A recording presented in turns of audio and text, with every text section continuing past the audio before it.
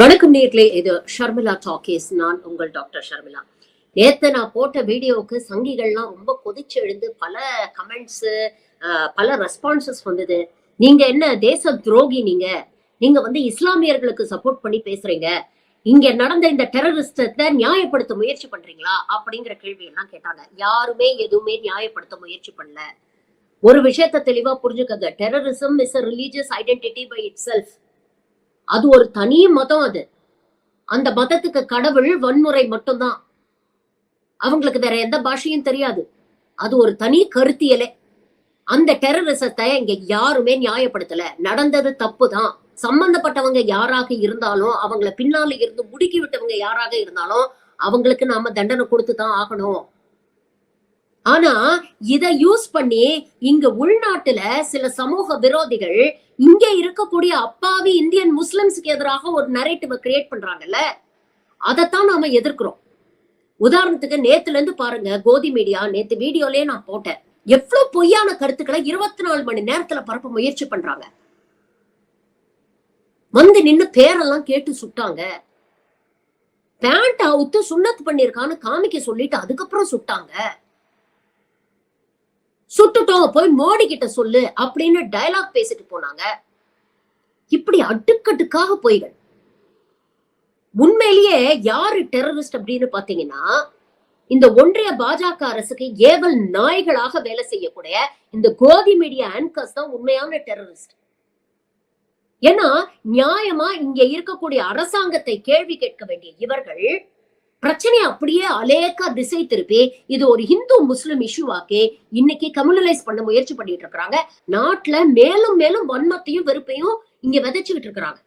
இதற்கு ஒரே ஒரு உதாரணம், ட்விட்டர் ஸ்பேசஸ்ல நேத்து நடந்த ஒரு ஆடியோ நான் போட சொல்றேன், கேளுங்க. வட இந்தியாவில் இருக்கக்கூடிய ஒருத்தர் அந்த ஆடியோல பேசுறாரு. எனக்கு வர ஆத்திரத்துக்கு ஒரு ஆயுதத்தை கையில எடுத்துக்கிட்டு என்ன சுத்தி இருக்கிறவன் ஒரு 4-5 முஸ்லிம வெட்டலாமான்னு தோணுது அப்படின்னு பேசுறாரு. நீங்க முதல்ல ஆடியோ வைக்கல. सम्राट भाई राम राम। राम राम भाई राम राम। भैया बस मैं इतना बोलूंगा, इसके बाद मैं स्पीकर नहीं रहूंगा, लिसनर ही रहूंगा।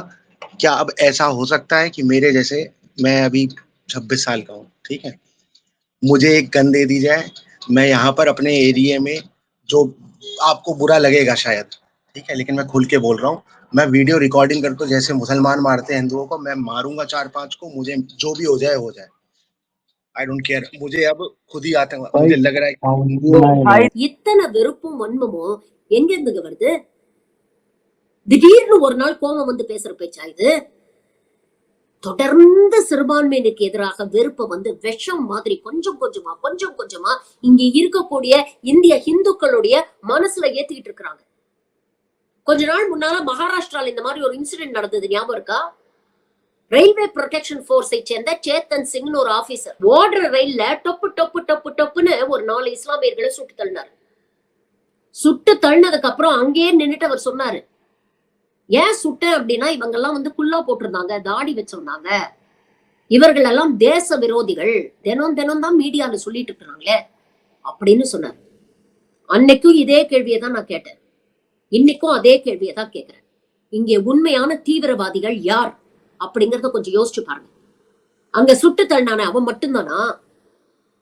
இங்க ஜேர்னலிசம் அப்படிங்கிற பேர்ல ஆளுங்கட்சிக்கு ஆதரவாக அவர்கள் செய்யக்கூடிய தவறுகளை எல்லாம் பூசி மொழிகி வெள்ளையடிச்சு பிரச்சனையை திசை திருப்பி மடைமாற்றம் செய்யக்கூடிய இந்த கோதி மீடியாவை டெரரிஸ்ட் சொல்லாம வேற என்னங்க சொல்ல முடியும்? தப்பு பண்ணவன் இல்ல பொய் சொல்றவனுக்கு தான் முதல்ல தன்னுடைய வருஷனை வைக்கணும் அப்படின்னு தோணும். அந்த மாதிரி நான் நேத்து பாத்தீங்கன்னா சம்பவம் நடந்த உடனே பதட்டப்பட்டுக்கிட்டு ஒரு நரேட்டிவ கிரியேட் பண்ண முயற்சி பண்றாங்க. அரசாங்கம் எடுக்கக்கூடிய நிலைப்பாடும் இவங்க கிரியேட் பண்ற நரேட்டிவும் எப்படி ஒரே லைன்ல இருக்கு அப்படிங்கிறதுக்கு 2 வீடியோ பிளே பண்றேன் பாருங்க. அர்னாப் கோஸ்வாமி டைட்டில் வைக்கிறாரு, we want revenge, பழி வாங்குங்க, destroy பாகிஸ்தான். இதுதான் தலைப்பு, டிபேட்டோட தலைப்பு வைக்கிறார். இதற்கு அப்படியே பேரலா நீங்க பாத்தீங்கன்னா ராஜ்நாத் சிங் பேசுறாரு. பேச்சுல என்ன சொல்றாரு? இதுல சம்பந்தப்பட்டவங்க யாரா இருந்தாலும் அவங்கள நாங்க விட்டு வைக்க மாட்டோம், கண்டிப்பாக நடவடிக்கை எடுக்கப்படும், அதுவும் வெளிப்படையாக எடுக்கப்படும் அப்படின்னு சொல்றாரு. சம்பந்தப்பட்டவங்களை கைது பண்ணுவோம், விசாரணை பண்ணுவோம், தண்டனை வாங்கி கொடுப்போம்லாம் சொல்லல. சம்பந்தப்பட்டவங்க இதற்கு காரணமானவர்கள் மீது வெளிப்படையாக நடவடிக்கை எடுக்கப்படும் அப்படின்னு சொல்றாரு. அப்ப அதற்கு பின்னால இருக்கக்கூடிய அந்த மீனிங்கை நம்ம புரிஞ்சுக்கணும்ல. ஒரு பக்கம் மீடியா கிரியேட் பண்ணது ஹைப், we want revenge, பழி வாங்குங்க, destroy பாகிஸ்தான். இன்னொரு பக்கம் ராஜ்நாத் சிங் இப்படி பேசுறாருன்னா அப்ப என்ன அர்த்தம்? கூடிய விரைவில் ஒரு பதில் தாக்குதலை நாம் எதிர்பார்க்கலாம். அந்த பதில் தாக்குதலை நியாயப்படுத்தக்கூடிய முயற்சியில தான் இன்னைக்கு இவங்க 2 பேரும் இறங்கி இருக்கிறாங்க. சரி, இதனால இவங்களுக்கு என்ன லாபம்? நல்லது தானே, உணர்ச்சி வசப்பட்டு சொல்றாங்க அப்படின்னு நீங்க நினைக்கலாம். ஆனா இதே தானே புல்வாமால நடந்தது. புல்வாமாலாம் இப்ப எதுக்கு இழுத்துட்டு வரீங்க அப்படின்னு கமெண்ட்ல நிறைய பேர் கேட்டிருக்காங்க. ஏன் இழுக்க கூடாதுன்னு கேக்குறேன். இவங்க எஸ்டிடி வரலாறு என்ன நமக்கு தெரியாததா?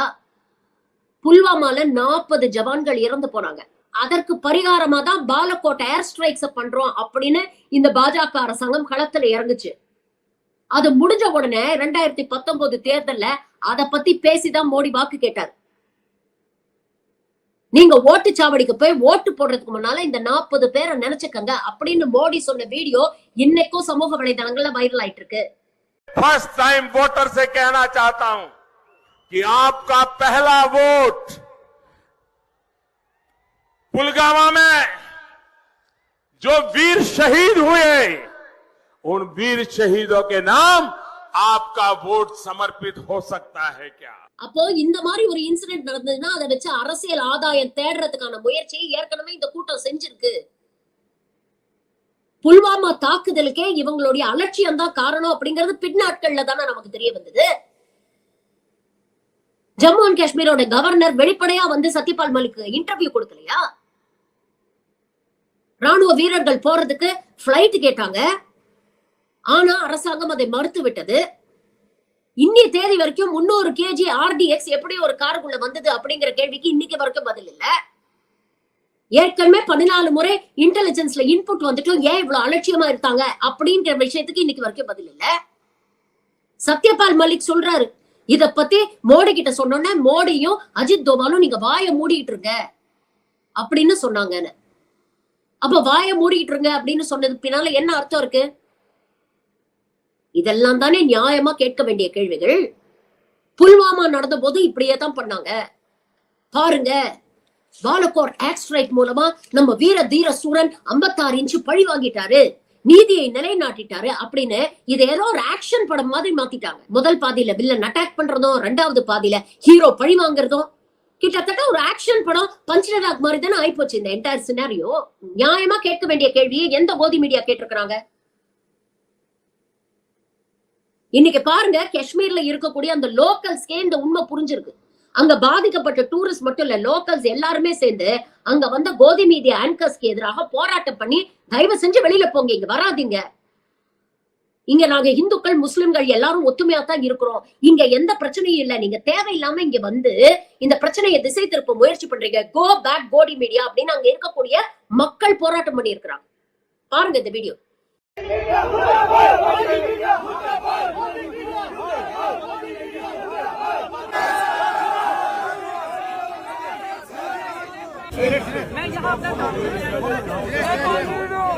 இன்னைக்கு நியாயமா இவங்க கிட்ட கேட்க வேண்டிய கேள்விகளை எந்த மீடியாவும் கேட்க மாட்டேங்குது. மாறாக இவங்க ஏதோ ஹீரோ மெட்டீரியல் மாதிரி இவங்களை வந்து ப்ரொஜெக்ட் பண்ணிட்டு இருக்காங்க.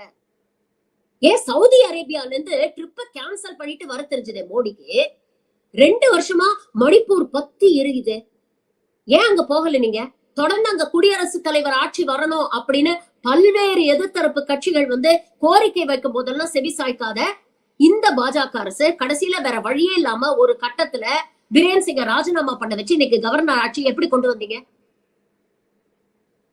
அப்போ வெட்டி வீம்பு. நீங்க என்ன சொல்றது, நான் என்ன செய்யறது அப்படிங்கிற வெட்டி வீம்பு தானே இது. அமித்ஷாக்கு மத்த வேலை பார்க்கறதுலாம் நேரம் இருக்கு. எந்த மாநிலத்துல போய் எந்த கட்சியை மிரட்டலாம், உருட்டலாம், அவங்களோட கூட்டணி வச்சுக்கலாம், எப்படி அதை அனௌன்ஸ் பண்ணலாம், எப்படி பின்வாசல் வழியா ஆட்சியை பிடிக்கலாம், இதற்கு என்ன தகுடுதத்த வேலையெல்லாம் பண்ணலாம், தில்லாலங்கடி வேலையெல்லாம் பண்ணலாம், இதெல்லாம் யோசிக்கிறதுக்கு அமித்ஷாக்கு நேரம் இருக்கு. ஆனா இப்படிப்பட்ட ஒரு டென்ஷன் ஜோன் இருக்கு, இங்க பாதுகாப்பு ஏற்பாடுகள்லாம் சரியா தான் இருக்கா, இன்டெலிஜென்ஸ் ஒழுங்கா வேலை செய்யுதா, அப்பப்போ நமக்கு தகவல் கொடுக்குதா, இதெல்லாம் சரி பார்க்கறதுக்கு அமித்ஷாவுக்கு நேரம் இல்ல. நியாயமா இதைத்தான் அவர் செய்யணும். ஏன்னா அவர் உள்துறை அமைச்சர், இதுதான் அவருடைய வேலை. அதை விட்டுட்டு மாநிலத்துல ஹிந்தி கத்து கொடுக்கறாங்களா, தமிழ் கத்து கொடுக்கறாங்களா, எப்படி ஹிந்தியை திணிக்கலாம், எப்படி கலாச்சாரத்தை சீரழிக்கலாம், எப்படி இடி அனுப்பலாம், எப்படி ஐடி அனுப்பலாம் அப்படின்னு நீங்க உட்காந்து அடியாள் வேலை பண்ணிட்டு இருந்தா இப்படிதான் நடக்கும். இப்ப இந்த சம்பவத்திலே பாருங்களேன், இந்த 2 நாள்ல பல உண்மைகள் வெளியில வருது. ஊடுருவிகள் இன்ஃபில்ட்ரேட்டர்ஸ் 2 வாரத்துக்கு முன்னாலேயே இந்தியாக்குள்ள வந்திருக்கிறாங்க அப்படின்னு சொல்றாங்க. அது மட்டும் இல்ல, லோக்கல் ஸ்லீப்பர் செல்களோட சேர்ந்து பல லொகேஷன்ஸை ரெக்கே பண்ணிருக்கிறாங்களாம். எந்த இடத்துல இந்த அட்டாக் நடத்தலாம் அப்படின்னு பல லொகேஷன்ஸ் பார்த்துட்டு கடைசியா இந்த பெஹல்காம்ல இந்த இடத்த வந்து அவங்க செலக்ட் பண்ணிருக்காங்க. ஏன்னா இந்த இடத்துக்கான ஆக்சஸ் பாத்தீங்கன்னா வெறும் நாம நடந்துதான் போக முடியும், இல்லைன்னா குதிரையில தான் போக முடியுமா. அதனால அவங்களுக்கு தெளிவா தெரிஞ்சிருக்கு, இப்படிப்பட்ட ஒரு இடத்த நாம செலக்ட் பண்ணோம்னா இங்க ஏற்கனவே செக்யூரிட்டி கம்மியா இருக்கு, அப்படியே இந்த மாதிரி ஒரு வன்முறையை நம்ம கட்டவிழ்த்து விட்டோம்னா இங்க ப்ரொடெக்ஷன் போர்சஸ் வரதுக்கும் செக்யூரிட்டி வரதுக்கும் நேரம் ஆகும். அது மட்டும் இல்லாம இங்கதான் அதிகமா டூரிஸ்ட் கூடக்கூடிய ஒரு இடம். இதெல்லாம் தெரிஞ்சுக்கிட்டுதான் 2 வாரமா லொகேஷன் சர்ச் பண்ணி ரெக்கே பண்ணி ஃபைனலா இந்த இடத்த ரெக்கே பண்ணி ஃபைனல் பண்ணிருக்காங்க. இதெல்லாம் பத்தி ஏற்கனவே இன்புட் வந்திருக்கு இன்டெலிஜென்ஸ்க்கு அப்படின்னு வேற சில செய்தி ஊடகங்கள்ல சொல்லிட்டு இருக்காங்க.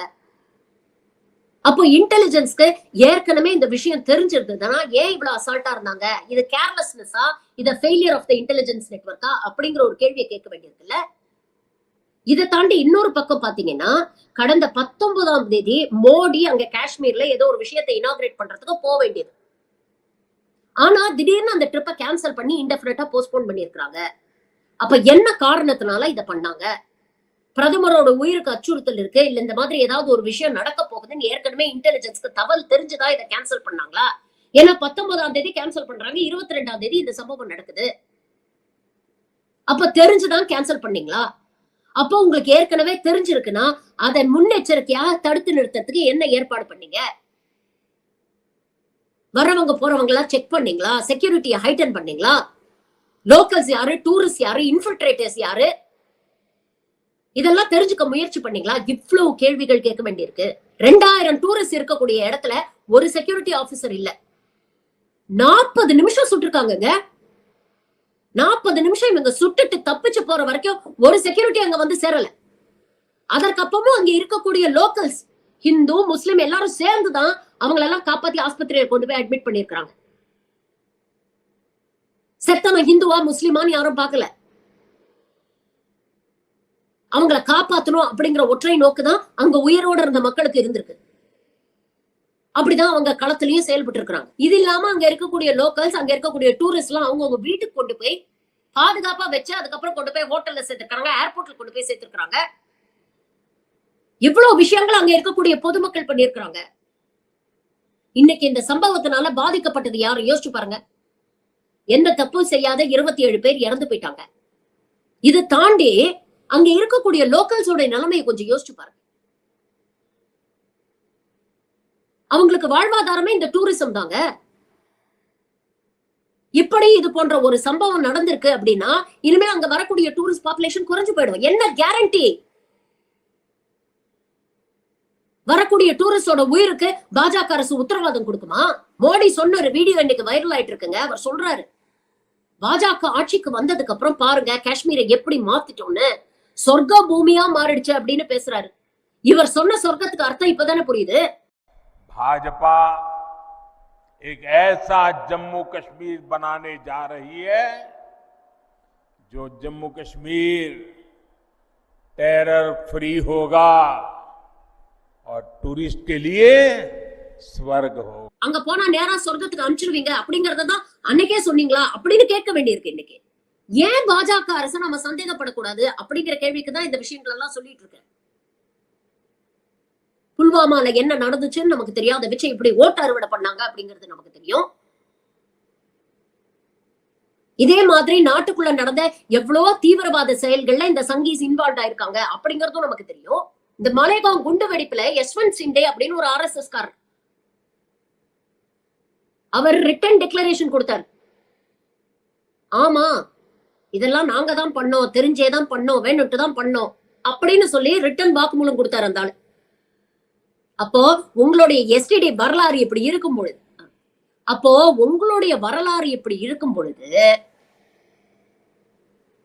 உங்களுடைய ஏவல் நாய்களான கோதி மீடியா இப்படி ஒரு கட்டமைப்பை ஏற்படுத்த முயற்சி பண்ணும் போது உங்களை ஏங்க நாங்க சந்தேகப்படக்கூடாது? இப்ப நான் கேட்டேன் இவ்வளவு கேள்விகள். இந்த கேள்விகள் ஏதாவது ஒரு கேள்வியாவது ஏதாவது கோடி மீடியா சேனல் இன்னைக்கு இருக்கக்கூடிய ஒன்றிய அரசாங்கத்தை நோக்கி கேட்டாங்களா? இதே காங்கிரஸ் ஆட்சியில இருந்ததுன்னா இவங்க எல்லாம் எப்படி குதிச்சு விழுந்து பிராண்டி இருப்பாங்க யோசிச்சு பாருங்க. இன்னைக்கு இருக்கக்கூடிய ஒரு ஜேர்னலிஸ்டாவது முதுகெலும்பு இருக்கா இந்த கேள்வியெல்லாம் கேட்கறதுக்கு? இந்த கேள்வியெல்லாம் கேட்காம இந்த விஸ்வகுருவை ப்ரொடெக்ட் பண்றதுக்காகவும் இங்க இருக்கக்கூடிய அப்பாவி இஸ்லாமியர்கள் மீது பழிய போடுறதுக்காகவும் இன்னைக்கு இந்து முஸ்லிம் அஜெண்டாவை கையில எடுத்துக்கிட்டு இன்னும் வெறுப்பையும் வன்முறையும் தான் நாட்டுக்குள்ள விதைச்சிட்டு இருக்காங்க. மீடியா அவங்களை சார்ந்த பொலிட்டிக்கல் மாஸ்டர்ஸ்க்காக எப்படி எல்லாம் ஒரு விஷயத்தை ட்விஸ்ட் பண்றாங்க பாருங்க. இன்னைக்கு அது எக்ஸ்போஸ் ஆயிடுச்சு. மீடியால வரக்கூடிய இல்ல வாட்ஸ்அப்ல வரக்கூடிய விஷயங்களை அப்படியே நம்பாதீங்க. தீவிரவாதம் அப்படிங்கிறது ஒரு தனி ரிலிஜன். அவனுக்கு வன்முறை மட்டும்தான் கடவுள். அவனுக்கு மனிதன்றதுக்கு அர்த்தமே தெரியாது.